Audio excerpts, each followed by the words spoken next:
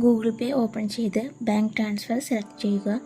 To അതേഴ്സും to സെൽഫും കാണാം. അതിൽ to self select ചെയ്യുക.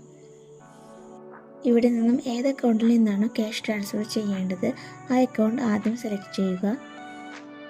താഴെ നിന്നും ഏത് അക്കൗണ്ടിലേക്കാണോ ട്രാൻസ്ഫർ ചെയ്യേണ്ടത് ആ അക്കൗണ്ട് സെലക്ട് ചെയ്യുക.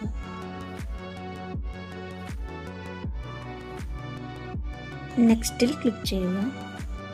എമൗണ്ട് കൊടുത്ത് ടിക്ക് ചെയ്ത് ട്രാൻസ്ഫർ നൗവിൽ ക്ലിക്ക് ചെയ്യുക.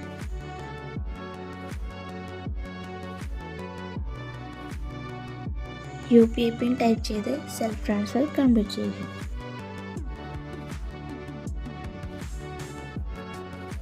സെക്കൻഡ് മെത്തേഡ്, ഗൂഗിൾ പേ ഓപ്പൺ ചെയ്ത് പേ എനിവൺ കൊടുത്താൽ താഴെ ഓൾ പീപ്പിൾ ഓൺ UPI എന്ന ഹെഡിന് താഴെ ആദ്യം കാണുന്നത് സെൽഫ് ട്രാൻസ്ഫർ ഓപ്ഷനാണ്.